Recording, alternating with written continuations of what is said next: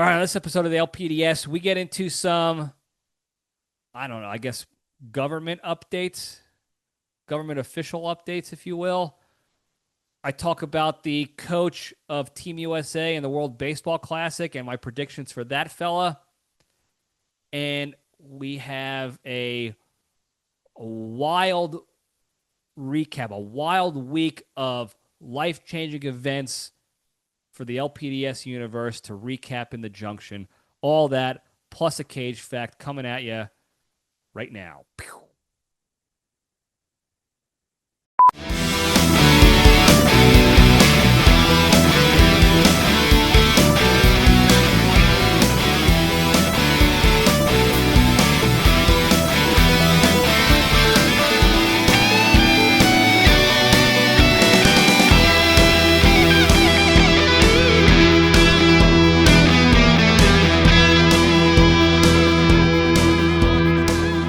All right, Jabronis, we're back.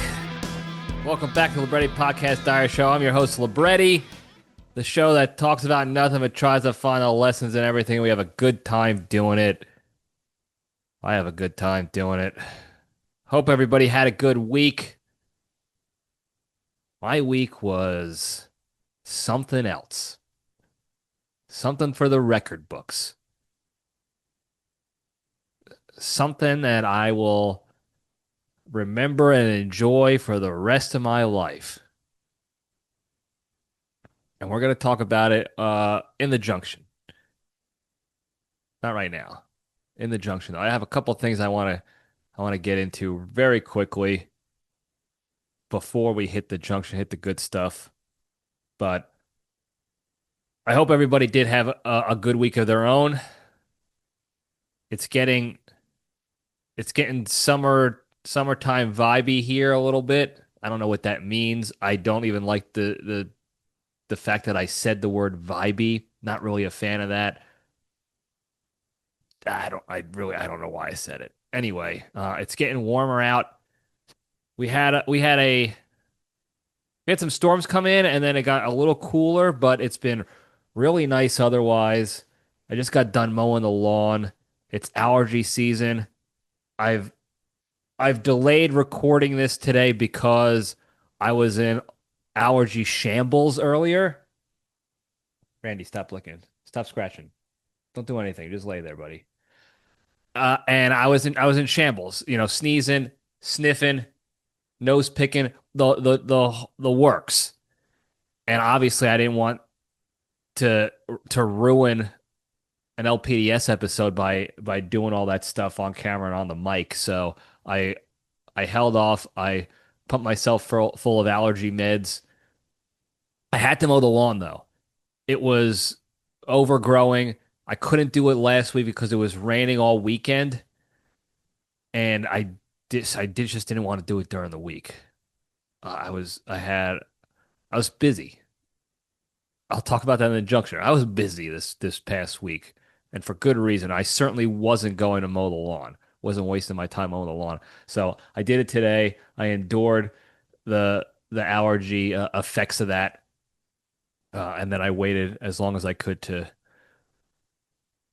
be here with you guys, with you fine folks, because there's nothing worse for me. There's a lot of things worse for me. I don't know why I said that either, but uh, it's just disgusting and annoying when when you have to sit here listening or watching me constantly sniff and sniffle and sneeze and wipe my nose and pick my schnoz and all that stuff. It's just nasty.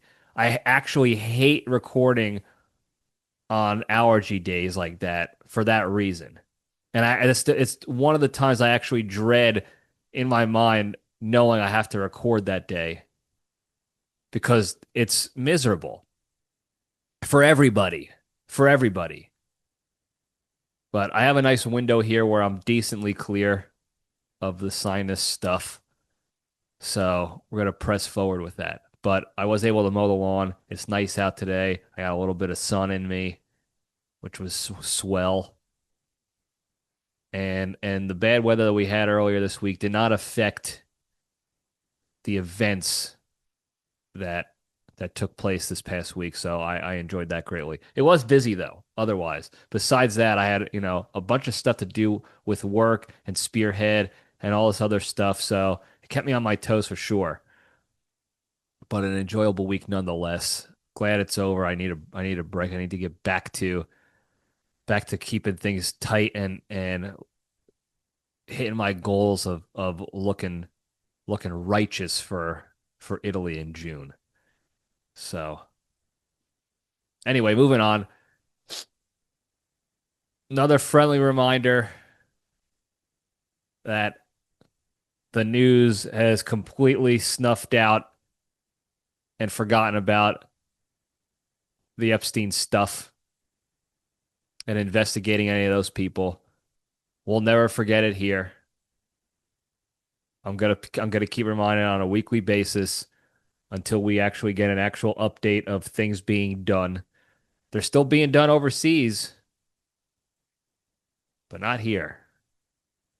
So that's just tremendous. That's really swell. Um, Another thing, I don't want to dip really too far into politics, especially like opinions and things like that. But I think something that I don't know. I want to believe is universally agreed upon here, but I know it's not. I'll tell you why in a sec. There are a number of senators and congressmen that have announced they will be um what the heck? I forgot what it's called. They're announcing that they're going to run again for their seat in the Senate or Congress. And normally that's not news, that's nothing, who cares? That's what they do. They're career politicians. They run every, 4 to 6 years, two to six, whatever it is, depending on the position. They do that all the time. But these particular individuals are over 80 years old. One of the guys, I forgot his name, 85 years old. And he says he's going to run again when it's time for his seat to be up for grabs. Now, I said before, I thought it was universally agreed upon that that's ridiculous, but it's not because people are voting for them. They're still in there now. He's 85 years old, and just 4 years ago, or whoever it was, 3 years ago, when he was still in his 80s, was voted in to that seat still. In his 80s. Now, I know I don't want to come off as like we got to have more restrictions and laws and regulations in this country about stuff, uh, because I don't want government overreach. I don't like our government. They stink. And I believe in a free and open society for the most part. Especially in like the private sector or whatever. That's like I said, that's a different, we're not having that conversation. But when it comes to government positions, federal positions that are making laws for the people and passing bills and spending our taxpayer money, or they're in positions like judges, which I'll get into in a second here, things like that, sheriffs, police commissioners, what have you, there needs to be restrictions and regulations on that. It's bad enough that there's almost no qualifications needed for any of those positions. Obviously, for the judge positions, you have to be an attorney and a judge already. So there's automatic qualifications in that regard, sort of. But you don't have to be qualified at all to be a congressman or a senator. You just have to have a heartbeat and get your name on the ballot. That's it. Which is, again, ridiculous to me. Because people vote on the lies that are spewed by these people that get them elected, or other conspiratorial stuff we won't get into on how they get elected. But when it comes to government positions that rule over our justice system and make our laws, literally make our laws and spend our tax money, they're in charge of our tax money. There has to be restrictions. We need to figure out a way to get this done. Term limits, age limits.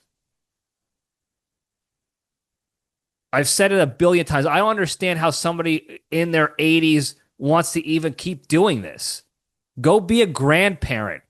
Go sit home and shit your pants and watch John Wayne movies and make your, racist, inappropriate remarks around your children because you can. Stick your hand in your pants. Overeat on holidays. Give shit to your daughter's boyfriend. Do all that stuff. That wouldn't make them a grandparent. That would make them a parent. I get that. But go home. You don't represent the country anymore. You don't represent America anymore. You're aged out. And I don't like I said, in the private sector, if you're capable and you like your job, I've seen a lot of attorneys, private law practice attorneys that are in their 80s, somewhere in their 90s, and they were still very astute and aware and enjoyed the work and were winning cases for their clients. They wanted to do that, fine, go ahead, whatever. But not in these government positions. You're supposed to be a representative of your people in your districts, in your states, in your country.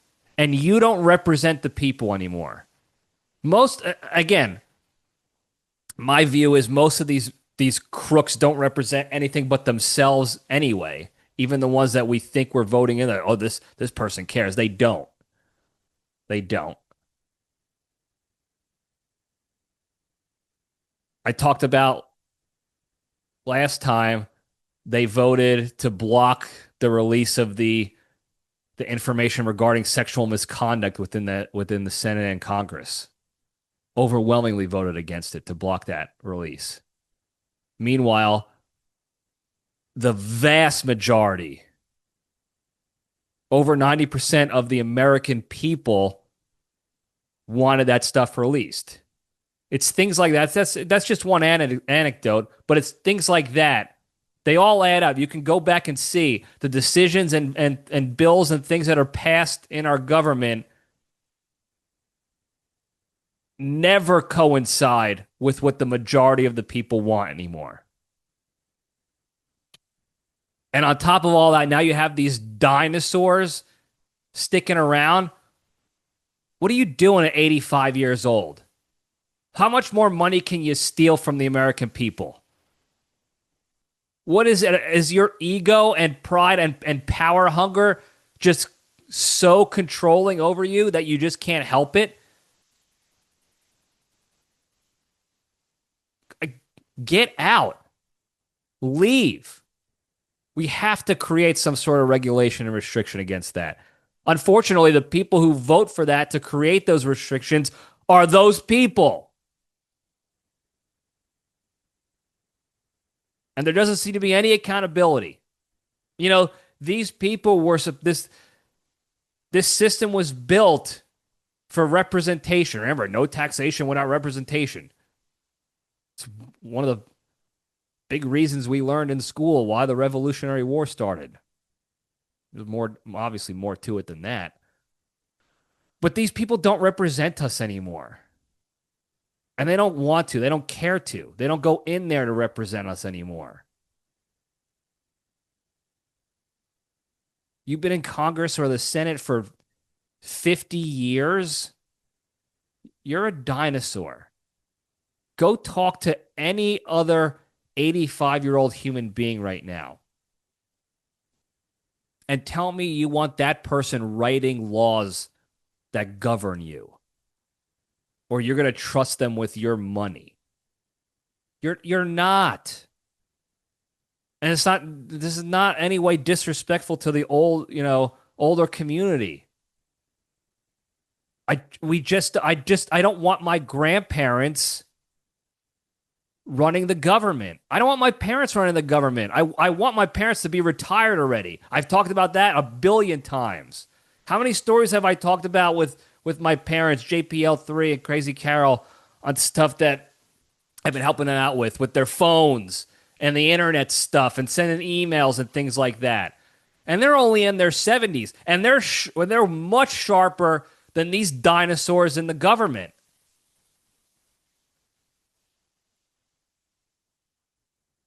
You're 80 years old, 85.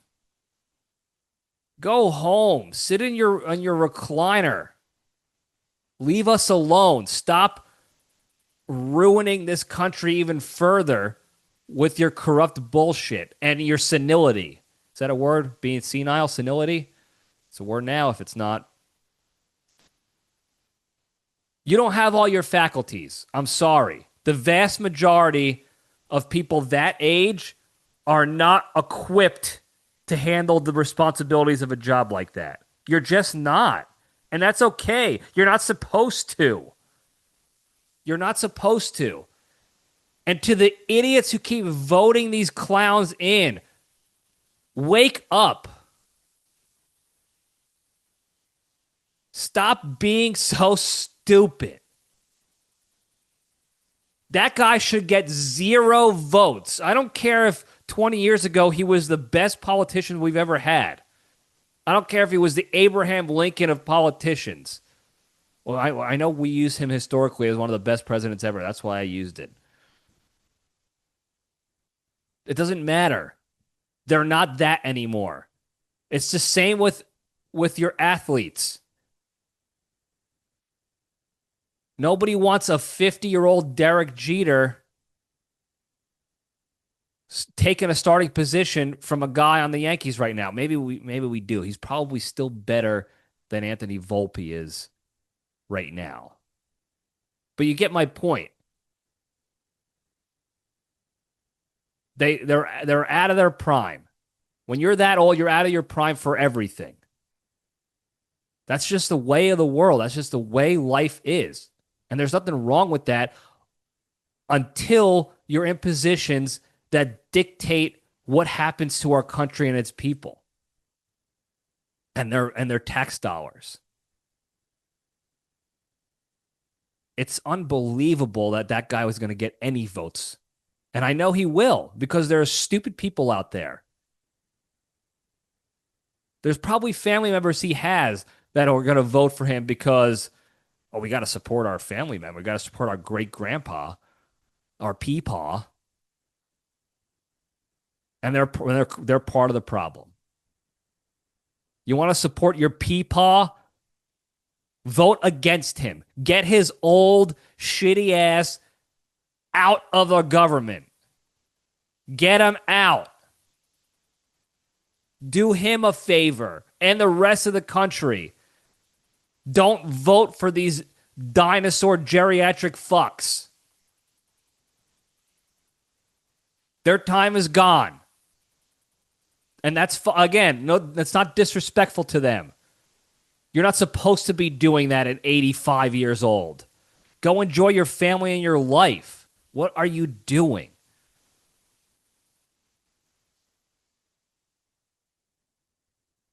And speaking of which, again, it's always federal. It's never the private. You rarely see it from the private side. It's always federal. It's always government related.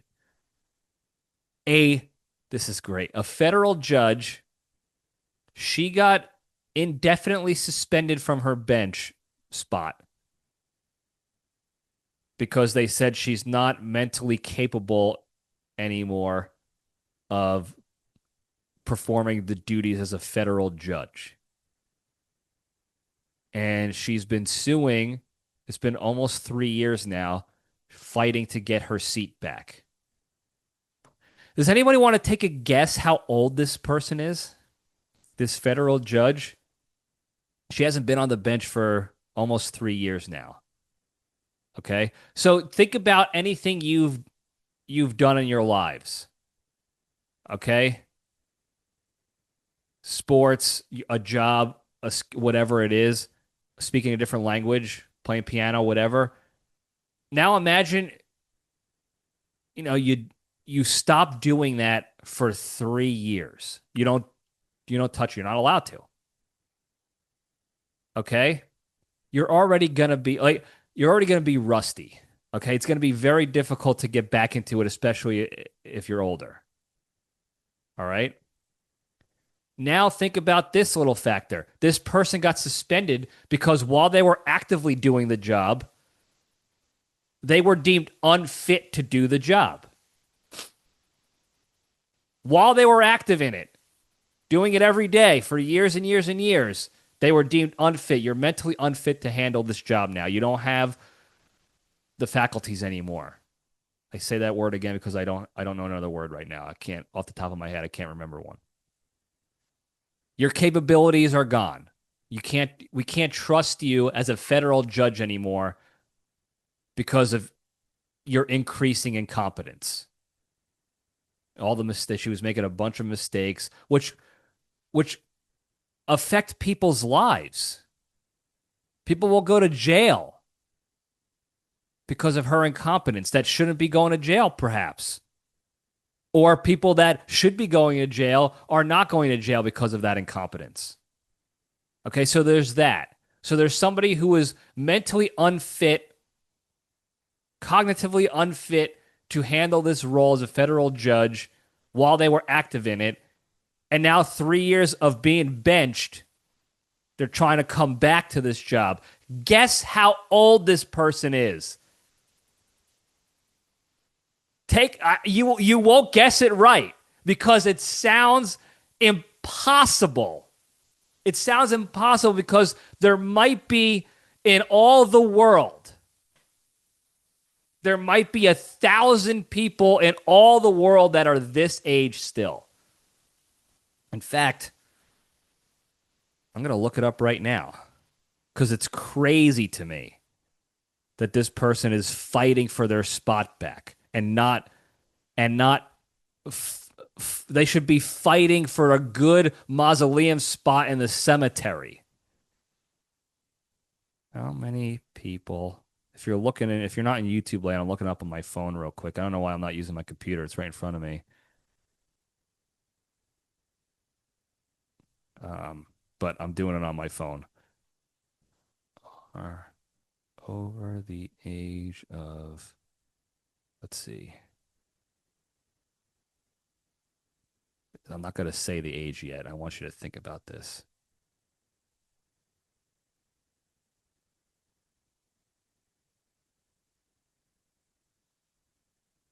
Okay. 900,000 people out of almost 8 billion. Okay. Let me do one more thing here. Let's see this number. 900,000 to 1 million total in the entire world.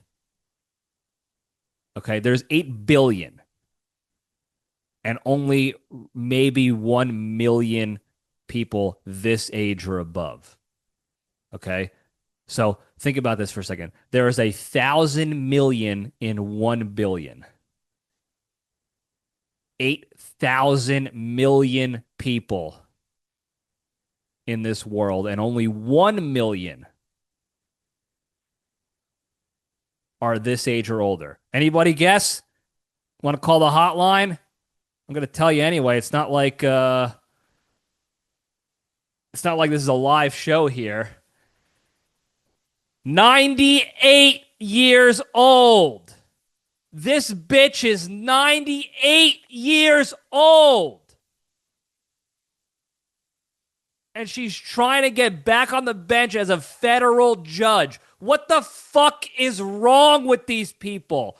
What has the government done to you that you are literally, she's crawling out of her literal coffin to get back on the judge bench.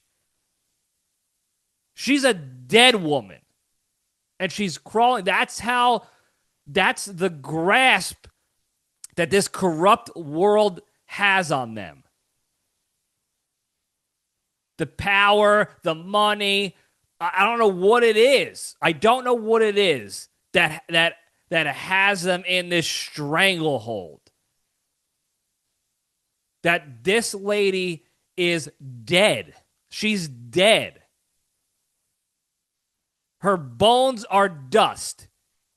If I sneeze with my schnoz, I would kill her. It would look like I shot somebody with a shotgun. She would be blasted against the wall. 98 years old, and she's still fighting to get her job back. Lady, you're the crypt keeper. What are you doing? And anybody around her that is facilitating this, her lawyers, family members, any sort of lobbyists, any supporters around helping her with this on her team, shame on you. Shame on you. What is this for? To hold the record of the oldest judge, the oldest bitch alive in a robe, making decisions on other people's lives? She can't even pick up the gavel. Her fingies will crumble into dust if she holds the gavel too hard. She's 98 years old.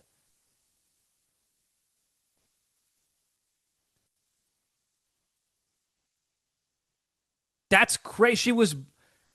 She was an adult during World War II. She could have been a veteran.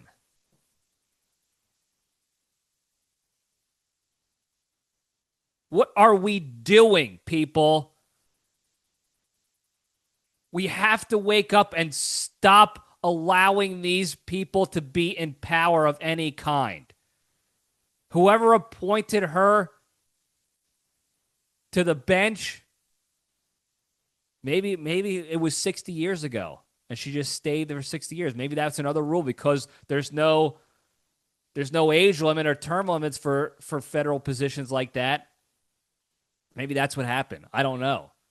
But if it was something that's a reoccurring appointment and they keep appointing her, don't vote for those people. That's why I always preach educating ourselves on the positions up for election, what their actual responsibilities and duties are for that position, what powers it actually holds, how it directly affects you, and then who's running. Who are the people that are running for those positions and why? And you find out who's in charge of appointing that federal judge to that position at 98 years old trying to get her job back.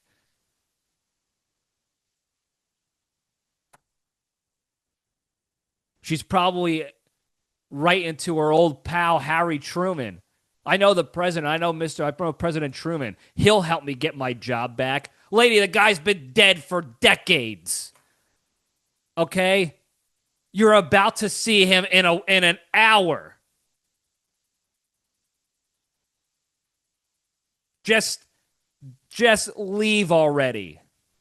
Okay? You're literally in your coffin climbing out like Anne Heche on the stretcher after she got into that car accident. Everyone said she was dead when she was really alive. And you see her, she unzips the body bag that they put her in and is trying to escape, and they shove her into the ambulance and take her away and do whatever they did to her. That's what this lady's doing, except she's 98 years old. She's a crypt keeper. She's dead. What are you doing?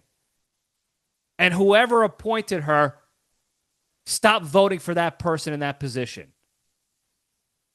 Stop voting for these geriatrics to stay in their positions of power.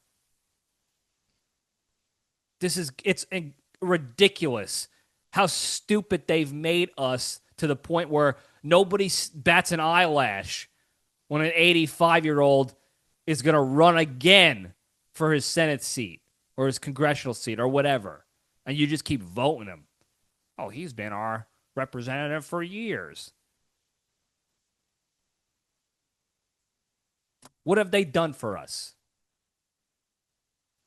Do you want to do something for the American people? Stop running for office. Leave. Because apparently people are too stupid to vote them out themselves. Mitch McConnell. How does that guy get any votes? Is his district, is his constituency just 80-year-old fucks like him?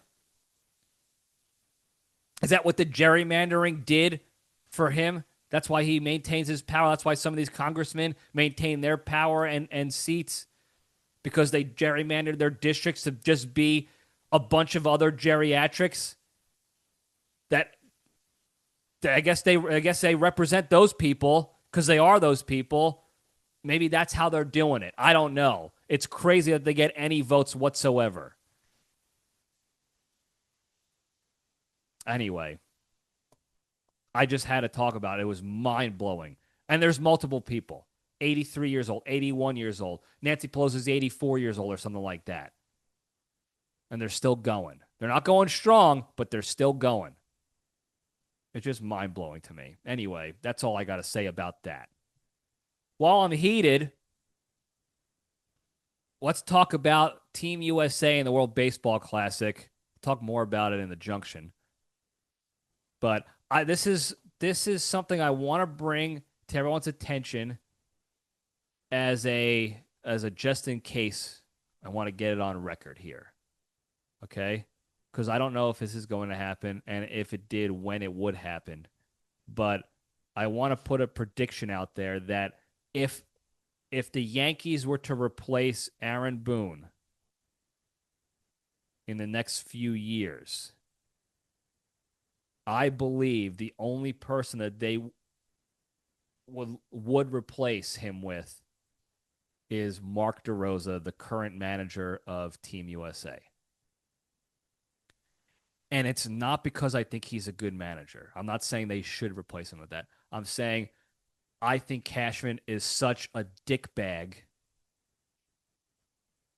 that Mark DeRosa would be the only person he would want to put in that position because he can completely control him like Aaron Boone. Mark DeRosa would have been the reason, almost single-handedly, would have been the reason why Team USA didn't make it to the semifinals or quarterfinal actual tournament portion of the World Baseball Classic, because he's a nincompoop and he's soft. And again, I'll talk about it in the Junction, but we were saying he was soft for a while, Creature and I. They had a game against Team Italy. Shout out to Italy. Love them. Don't care that they're mostly Italian Americans. People bitching about that and getting mad about that should shut up. Basically every team, all their best players on their team were American. So shut up. Just about every team. They had to beat Italy to get into to guarantee their spot in the quarterfinals. They beat Italy, they're in. If they lose, then it's out of their hands. Other things had to happen for them to win. Mark DeRosa, before the game, didn't know that they didn't clinch. He didn't know that it was a must-win game in order to clinch. He thought that they already clinched their spot in the quarterfinals.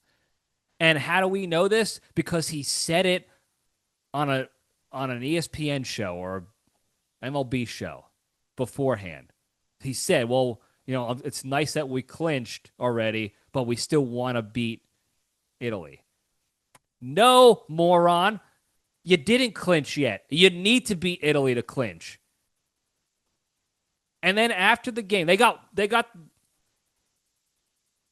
bent over a barrel and shown the 50 states by Team Italy. They were losing 8-0 for most of the game and came back but lost 8-6. They got dog walked by Italy. I'm not even mad about it, to be honest with you. And then after the loss, DeRosa said, "Oh, I just misspoke. I knew that we had to beat them, but I misspoke and said I thought we clinched already." Here's why that's bullshit. Because he put out a substitute lineup. The lineup against Italy was a scrub lineup, a lineup you put out only when you think you already clinched the quarterfinals. He benched some of the best players in the major leagues that are on Team USA and pitched a bum from the Mets organization against Italy.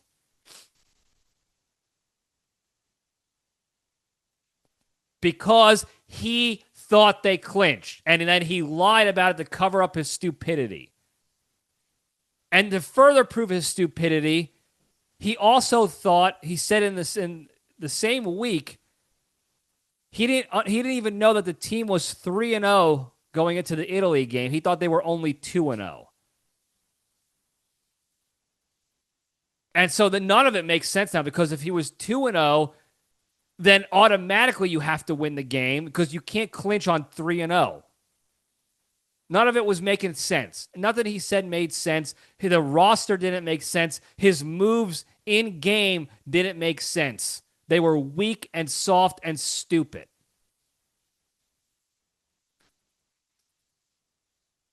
And luckily, the stars align, because in order for the Team USA to clinch at that point, Italy either had to beat Team Mexico or Team Mexico had to beat Team Italy by more than 5 runs. Now, before the game was played, it was almost guaranteed that the Team USA was not going to get in, because Mexico is better than Italy at baseball. Their team is better, objectively speaking. But they're not that much better to blow them out by 5 or more runs. So realistically, what was likely to happen was that Team Mexico was going to win like 4-0, 3-2, 5-3, something like that, and knock the U.S. out of the quarterfinals. But by some miracle, the Italians rose again to the occasion and mopped the floor with Team Mexico. Thankfully. It was funny. The Wet Cat sent me a meme, and it said, me having to explain to my friends or my girlfriend, I can't go out tonight because I have to watch the team of American Italians versus American Mexicans face off to see if the team of American Americans makes it to the tournament. Something like that. I thought it was funny because, again, basically every team, their best players are American. You know, Mexican American, Italian American, Puerto Rican American, what have you. So, luckily, Italy won, and the U.S. played Canada and beat Canada. And by the time that you're tuning into this, they're playing Dominican Republic. I don't know how that's going to go. That's going to be a great game, I think. Hopefully, the U.S. can pull that one off in the semifinals in Miami to make it to the finals, which would be awesome. Again, by the time whenever this comes out, you know, I think the championship game is it the 17th? Is it St. Patrick's Day? Is the 17th St. Patrick's Day or the 16th? I forgot. I don't really celebrate it anymore. But by the time this episode posts, St. Patrick's Day will have come and gone. So happy St. Patty's Day, I guess. Meanwhile, because of a soft, weak, mental midget of a coach like Mark DeRosa, the USA Team USA, almost didn't make it in. And because of his soft, weak approach and his mindset, that's the guy that Cashman wants coaching, because he can just tell them what to do. And he can run the shows behind the scenes like he's doing Aaron Boone. Now, Aaron Boone is probably 50-50, where 50% is he gets told what to do and is controlled by the head shed. And then 50% is he's just a boob who loves the same brutal analytics stats that the Yankees analytics teams cream themselves over. The ones that don't matter at all and actually don't help them become a better team and World Series worthy. He already loved those stats to begin with. So it worked out well. He loved those stats and he was weak. So if he ever tried to push back, they can just bully him back into the program. DeRosa, I don't know how he is about his analytics, if he's going to be like that, but I know he's a mush brain and he's weak and stupid like Fredo from Godfather. So my prediction is that if the Yankees have to replace Aaron Boone in the next few years, don't be surprised. Don't be surprised if Mark DeRosa is at the very least a contender for that position. He just, something about him screams Cashman guy. I'm a Cashman guy. Not a Yankees coach. He doesn't scream Yankees manager. He screams Cashman guy. So we'll see what happens with that. Now we can get into the good stuff, the real good stuff. Very excited for this. So let's get into it. Let's step into the cage.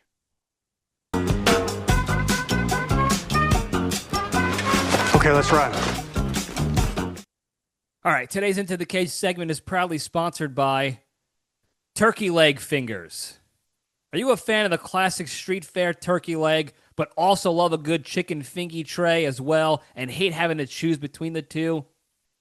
Well, now you don't have to with the Turkey Leg Fingers from WAP genius Tony Rigatoni. Tony has once again added his world-famous fried breading to those huge juicy turkey legs, dunk them in day-old funnel cake fry grease, and have them ready for you to enjoy while you're walking around the fair looking for the bearded lady.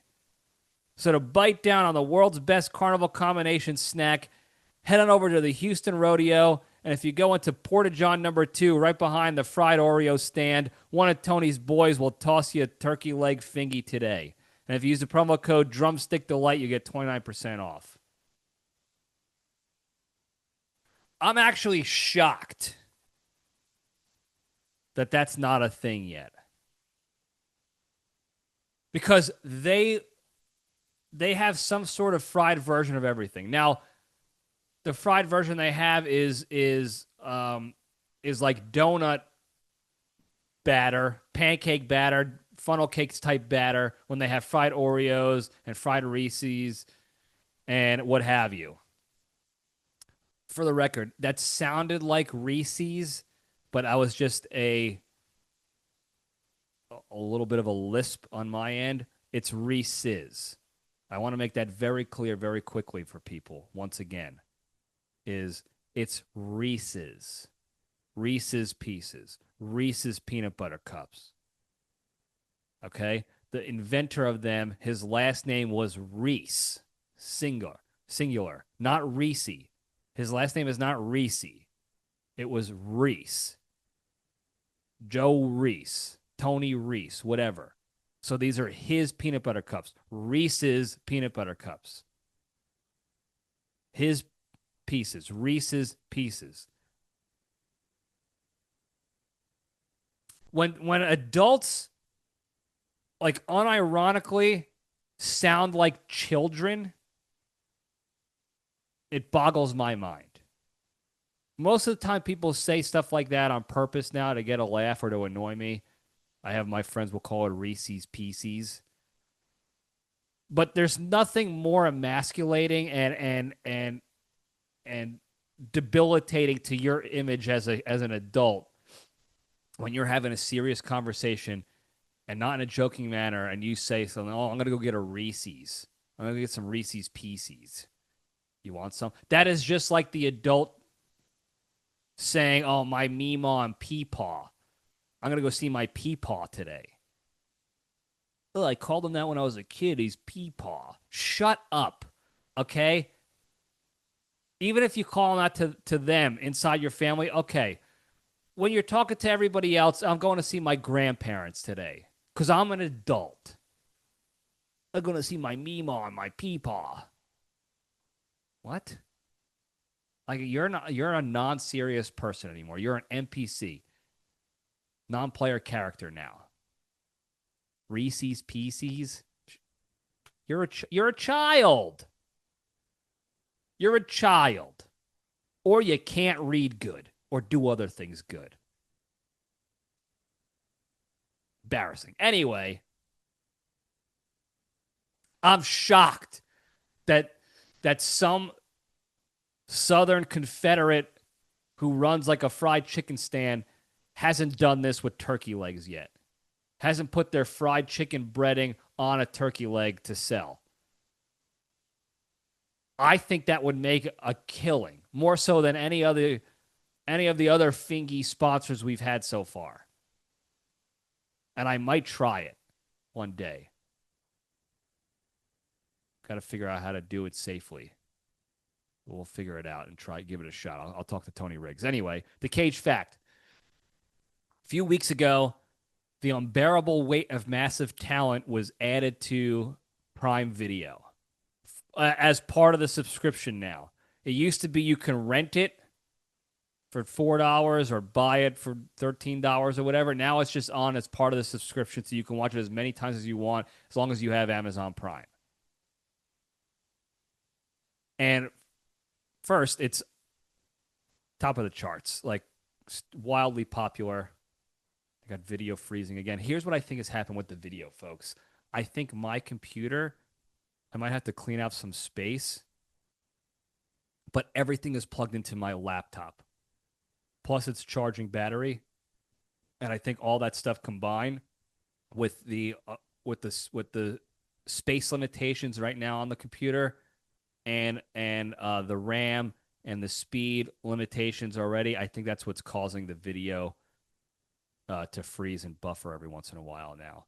So I think I died. I think I got to the heart of the problem. I think we're going to be able to find a solution soon. Anyway, what the hell was I talking about? Oh, super popular on Amazon Prime. The only issue I had was the guy who wrote the article announcing that it was now on Prime for subscribers. Only just watched the movie when it came out to write this article. He did not watch the movie beforehand, and he goes, I was like pleasantly surprised just how good the movie was. Now, I'm not saying that people need to see every single movie the second it comes out. I'm not saying you need to see every single Nic Cage movie the second it comes out. But you have to know when the hits come out, that's when you go and see the movie within at least the first year of it coming out. You have to be able to understand that. Like there are some, when you know a big time good movie is coming out, we all know it.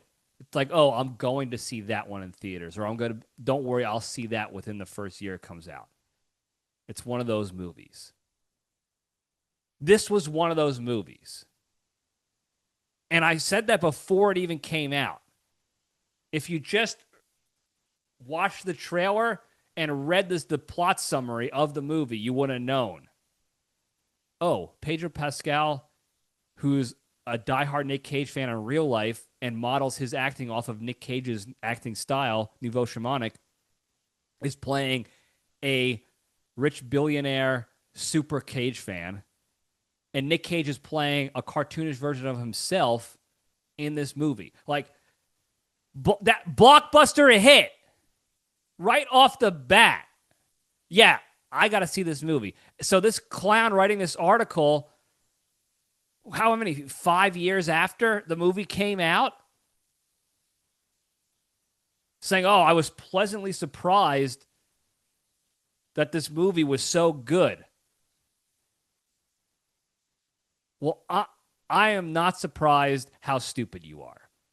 And I know that flies right in the face of number 2 of the big 3. But boy, are you a dope. Anyway, it's on Amazon Prime. I saw it as soon as I read that article, I rewatched the movie again, and it's just as good the 17th time as it was the first time. It's just a good movie, objectively good movie. The premise itself is good no matter who was acting in it, but it really is only good because it's only that much better because it's about Nic Cage and Nic Cage is in it. Like, just go see the movie for crying out loud. Anyway, that's the Cage fact. There you go. You're welcome. All right, moving over the junction. We'll spin the logo up. What a week we had in the LPDS universe. First things first, huge shout out to the creature because the creature was the mastermind and the coordinator behind this week of festivities. Because we had quite the week. The first thing we did Monday, right off the bat, the 9th of March, I think it was Monday, is we went to go to the Team USA versus Team Mexico World Baseball Classic game here in Texas at the Houston Astros Stadium. I wouldn't call it a once-in-a-lifetime opportunity, but it is few and far between to be able to go to a game like that. Okay, and this is not just like going to a Yankees Red Sox game or a regular season pro game. This was essentially an all-star game. Not quite, because again, some of the all-stars in the MLB were playing for their respective countries, but this was as close. This is like going to an all-star game. And it was a sort of a last-minute surprise situation where Creature kept talking about wanting to go, and then out of nowhere, we pulled the trigger and got these tickets as like an early birthday gift kind of thing. And bam, next thing you know, 4 days later, we're going to the game. Now, as much as I would have liked to have seen USA versus Italy the next day, Tuesday, this was the better game for a number of reasons. First, they won the game. And they didn't get blown out by Italy. They beat Mexico. Second, Aaron Judge blasts a home run. Bunch of home runs were had that game. Third, Paul Skeens was pitching against Mexico. Again, another opportunity that you're not going to get everywhere because he doesn't play for your team, or he doesn't play in the local team here in Texas. So getting to see Paul Skeens pitch was nice. I know he's young. He's going to have a longer career, hopefully, but it was cool to see that. And it was Team Mexico is a better team than Team Italy. So that's the game you want to see. You knew it was going to be a good competitive game. We didn't want to see them play Team UK, Team Britain, because those clowns stink. So this was the game to go to. And the fans from Mexico were out in droves. I know I'm going to forget a bunch of stuff that happened at the game because it happened, basically a week ago. And we had a whirlwind of a week. But we got there over an hour early. And it was a mob scene walking into the stadium to try to get food and find our seats and walk around and this and that. It was mobbed up already. And the vast majority of the fans were for Team Mexico. Now, it's likely, besides the fact that there is a huge Hispanic population here in Texas, we're in Houston, southern portion of Texas, real close to Mexico. Okay? If this game was played in Miami, where the tournament, the semifinals and finals are for the World Baseball Classic, you're not going to get that from Team Mexico. Might get it from Team Cuba for the same reasons. large Cuban population in Miami, close to Cuba. And let me tell you something about the Team Mexico fans. And this is what I think. This is just a theory of mine. Soccer is the sport of choice. That is the sport for basically every other country in the world outside of the countries in North America. When I say North America, I really mean just United States and Canada. Everywhere else, soccer is the sport. Okay? Mexico as well. That's the sport. Okay? They're not diehard baseball fans. They don't have American football. They have football, soccer. That's their sport. Which is another reason why you see so many Americans of other national, ethnic descents playing for these other teams because they can't field a full team of just Italians or just whatever other countries were around, Uruguayans. Go look at was it the Czech team that had, there's these people who are like engineers and plumbers and electricians playing against Shohei Ohtani and those guys because soccer is the sport for everywhere else. It's the number one sport just about everywhere else in the world. So because of that, the way the fans are in soccer is very different than a baseball fan or even a football fan.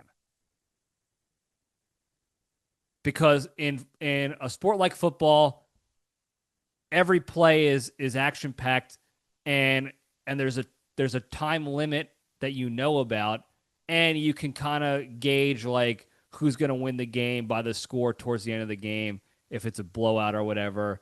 And you can't get excited for every single play. For if your team only rushes for 1 yard, that's really not an exciting thing. And then in baseball, it's 9 innings. Everybody's hitting the ball. There's balls going in fair territory every single time. And you know when like things are going to get exciting. It's a slower sport, so you know when the excitement's going to happen. Soccer, because it's so difficult to actually score a lot of goals and have a lot of action in that regard, if you notice, if you watch international soccer, you see when players, when they get the ball close to the opposing team's goal within that 18-yard box there, that's when the fans start to get ramped up. They're like, oh shit, we're close. There might be only one goal the entire game. This could be it. We're ready. And they're amped up and they're cheering and things are starting to get crazy. Well, take that fan. That's all they know is like, this is balls in the box, time to get crazy because it could be a goal. That mindset, now try to transfer it over to baseball mindset where baseball is not their sport. That's what I think was going on with the Team Mexico fans. Except they didn't realize that the ball gets hit into fair territory just about every single inning for 9 innings. But they didn't care because every time the ball was hit off the bat of a Team Mexico player, they were going nuts. Standing ovation style nuts. Jumping up and down, standing up, thinking like, this could be it. This could be the one goal that we get all game. Even if it was a foul ball. If they hit the ball, they were going crazy. If a pitcher stepped off, if a Team USA pitcher stepped off or picked off a guy and they didn't get their action, they were booing like crazy. Loud boos. They had their flags, flying their flags everywhere. Every other person in Team Mexico's fan base had a lucha libre, a luchador mask on, like a Nacho Libre wrestler type. Every other fan. Some of them had full costumes on, full lucha costumes. It was funny too because between innings, they'll cut the camera to the stands And between innings, it's like a break time. So people are just sitting and chilling and drinking beers and what have you.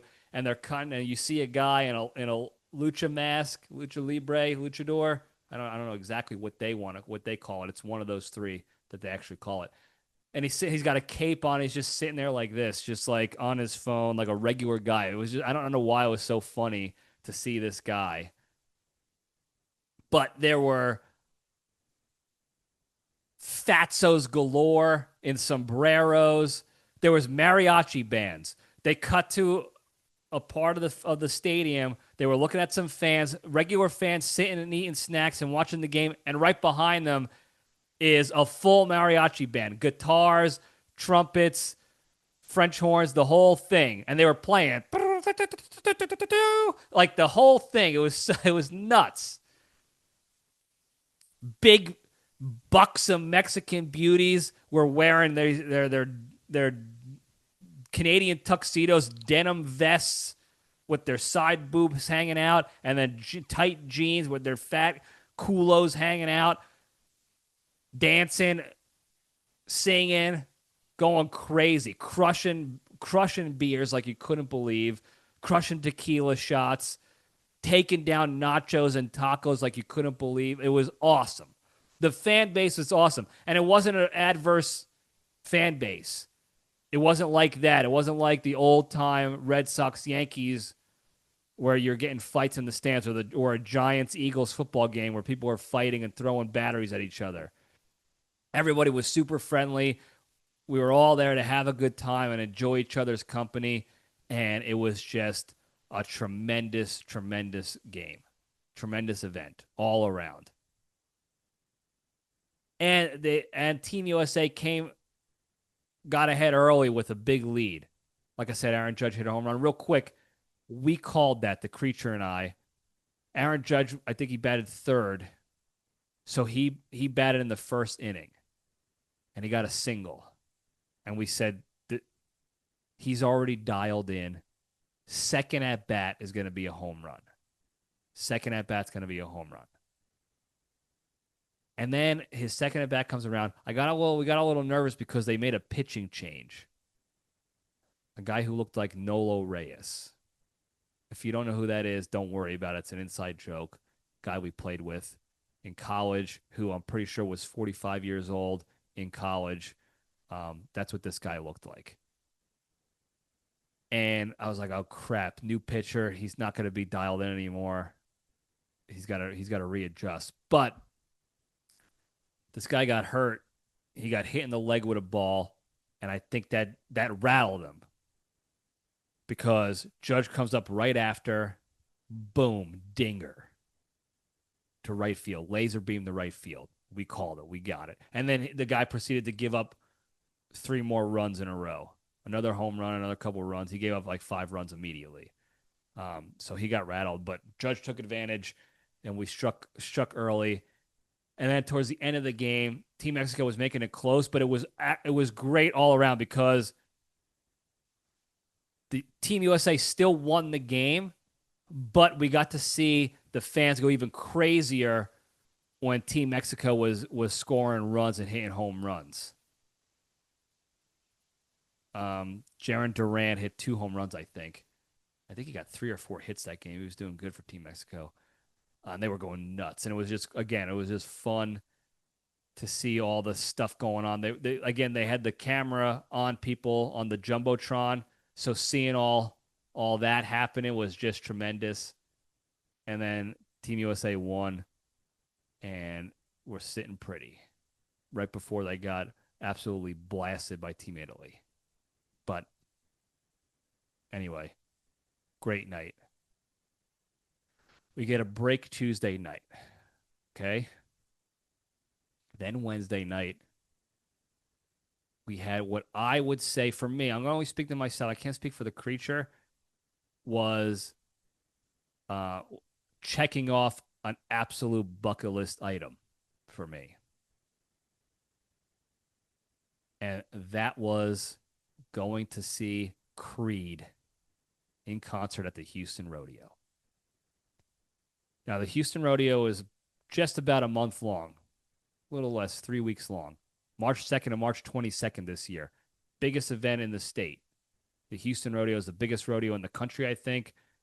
It's gigantic. They have a giant carnival, state fair looking thing, street fair. And then they have rodeo stuff and concert stuff every single night, just about. And it's a big deal. It's like a famous thing. Like you as a performance artist, as a singer or a band, you check that box off of your famous thing. It's like, oh, I played on the rotating stage, the star stage at the Houston Rodeo. Just like the Grand Ole Opry has the little wooden circle in the middle, right by where the lead singer sings. That's like the rite of passage is like a country singer is like, oh, I got to play at the Grand Ole Opry, stand on that wood platform or whatever. That's what this is, apparently. Is the Houston Rodeo star stage that rotates in the middle slowly around so that the whole arena, the whole stadium can see the band. And they play center stage, center of the stadium, 50-yard line. And we got to see Creed. Now, this is a bucket list item for me because I love Creed. I like Creed, and that's the voice we use for everything, Creature and I. Anytime we hear a song on the radio, any song, it doesn't matter. I think I've talked about this probably in the past with Creature on here. We use Creed voice. Karaoke songs, Creed. It doesn't matter what the song is. We could be the Macarena. We're using Creed voice. Hey, Macarena, yes. That's what we do. It's always been Creed voice since college. Singing Rihanna in the clubhouse. Call me rude boy, yes. Ask my family members. Ask Styx and my sister. Creed voice. And then the band was broken up. So there was no inclination for a while that they would ever get back together. And then recently, the last couple years, I'd say, they got the band back together. And even still would have been a far cry for me to actually go see them because I figure they're going to be super expensive. There's no way they're going to be in this area, yada, yada, yada. But I saw the lineup for the Houston Rodeo. We saw it a couple months ago, actually. And I told the Creature, and I was like, hey, Creed's playing at the rodeo. And he's like, yeah, I just saw that too. And then it kind of died because everybody knows the way like Ticketmaster and these websites work. They flood the site with their own bot accounts to take all the pre-sale and the on-sale tickets, and then they try to resell them for triple, quadruple the cost. It's a racket. So I just assumed like we're not getting tickets to Creed at the Houston Rodeo. It's already a big event to begin with, and then it's Creed. There's no chance we're getting tickets to that. Well, sure as shit, literally, I want to say Saturday before the World Baseball Classic game, so last Saturday, 2 Saturdays ago, depending on when you're listening to this, we're Stixin', and Creature goes, yeah, I'm so pumped for the World Baseball Classic game. He's like, it's going to be quite the week because we got this and then we got Creed. And I was like, hold the phone, Creech Daddy. What do you mean we got Creed? I didn't get Creed. You got Creed? Because I couldn't get Creed. I tried getting Creed, no Creed. Couldn't get Creed. And he's like, oh, yeah, I didn't tell you. We got tickets. We got a bunch of tickets for Creed because friends are coming out of town that are Creed fans, and they wanted to come visit the rodeo too. So they scored tickets, and we all got tickets. I said, hold the phone one more time, my pal. You mean to tell me I'm part of this grouping that got Creed? And he's like, you're part of this grouping that got Creed. And I almost cried because we've been Creed guys since the moment we met, Creature and I.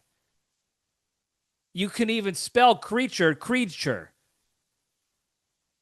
That's how locked into Creed we were. We were Creed guys from the jump.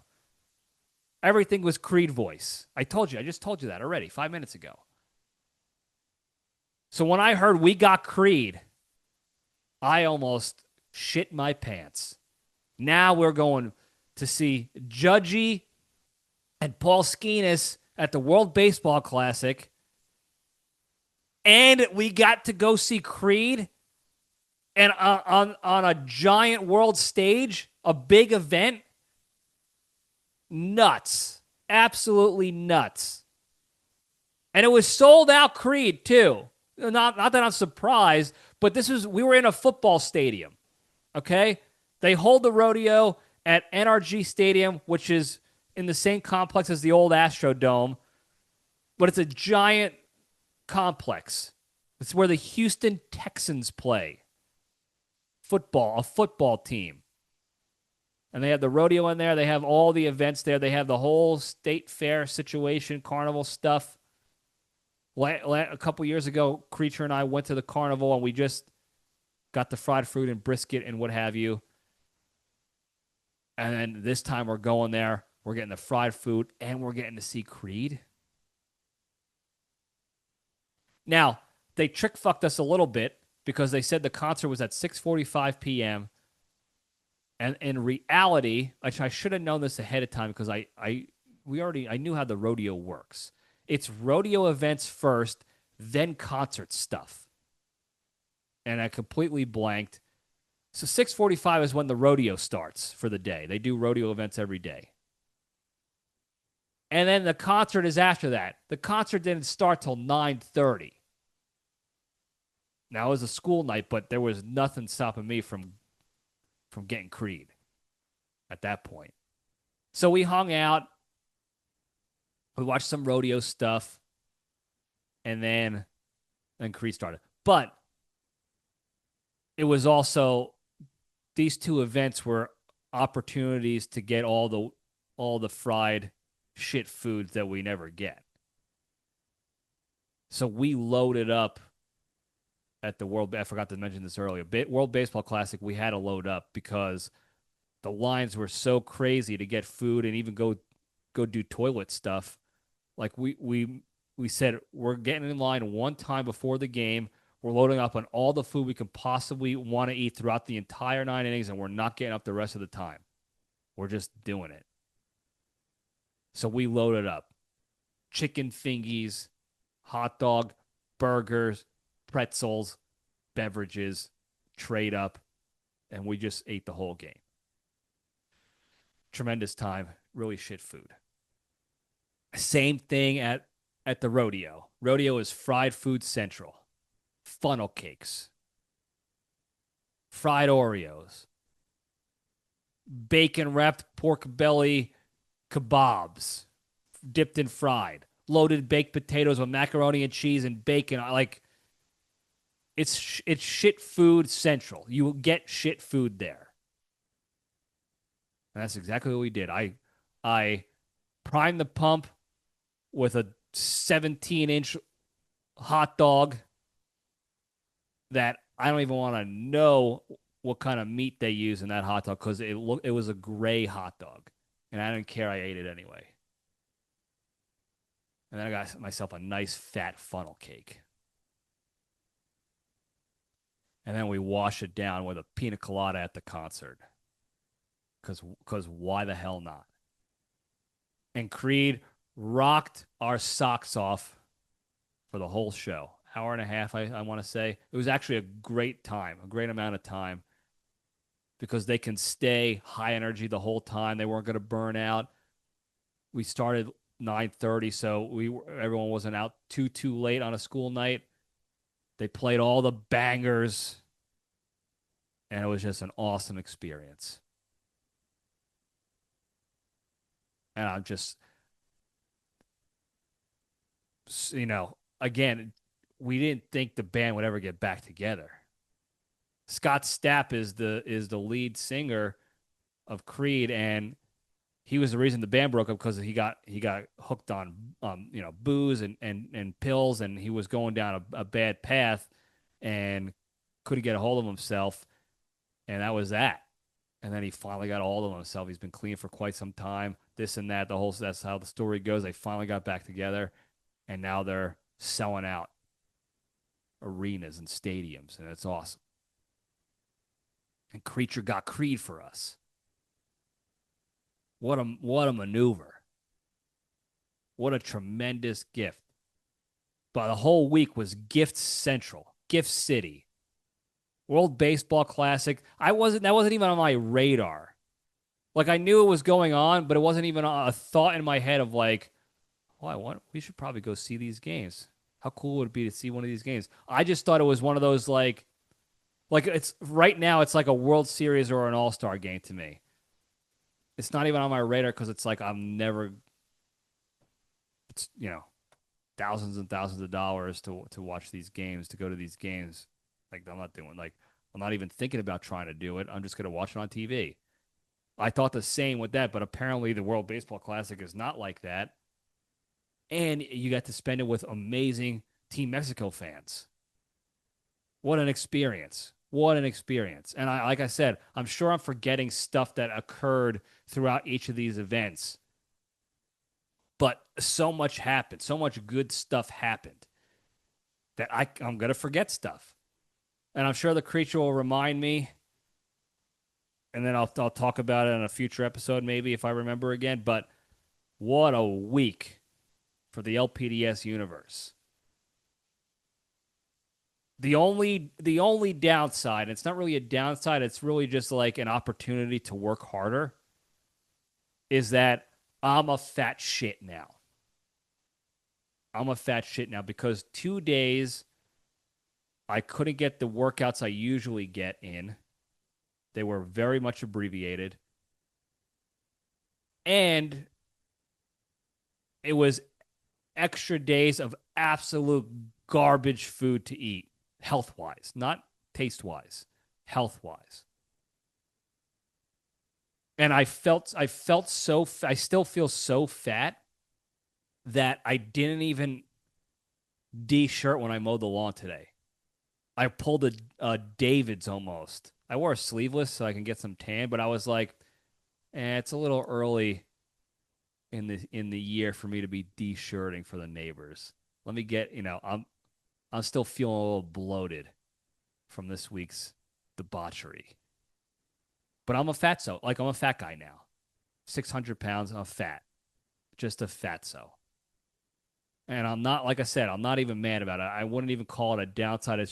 Now it's just an opportunity to work harder in the gym to get svelte for Italy in June.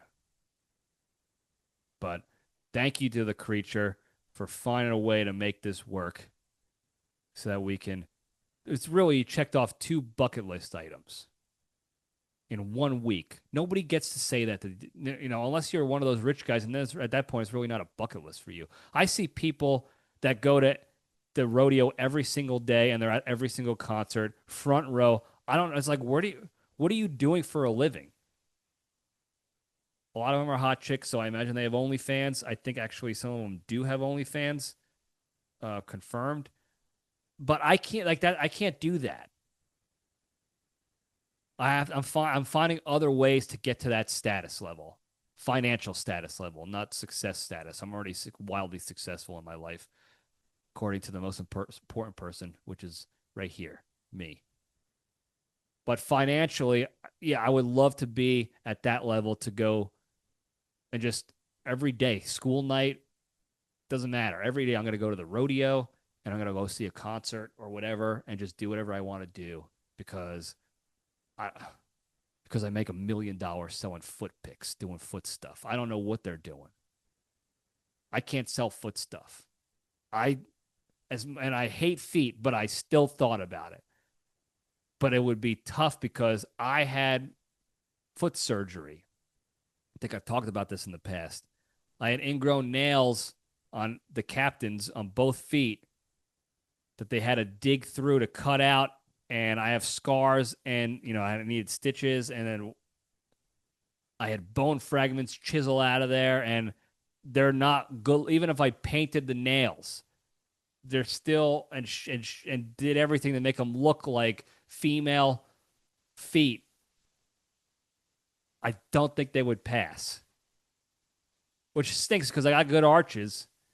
And without those scars and stuff, I think I could pull it off, but I just don't think I don't think that'll do it. Otherwise, I would do that. If it's gonna get people to spend money thinking it's some hot chick's foot, I would do that for the good of the LPDS universe. I still may do it. I got to figure out a way to. That's the other problem is how do you market that? Because when chicks do it, when ladies they can broadcast out they're hot chicks already. Hey, hit my link right here. And then they go to the link because they're like, oh, this is a hot chick. What's her link? And it's foot stuff. And they love foot stuff because they're the fetishists out there love that stuff for some reason.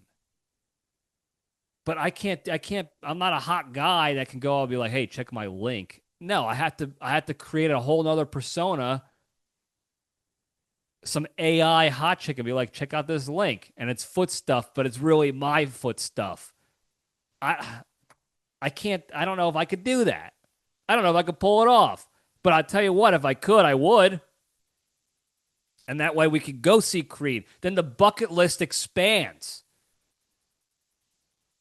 And we could go hit all the items on the list.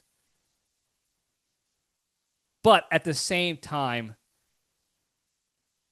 it just means more because the list is small and hard to attain that we were able to knock out 2 bucket list items in 1 week like this.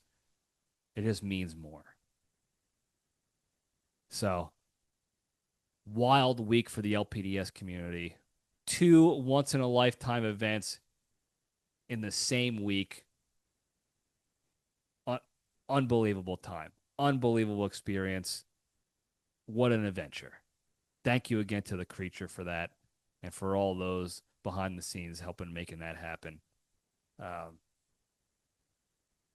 don't regret it for a second. I don't care if that put me out of my house.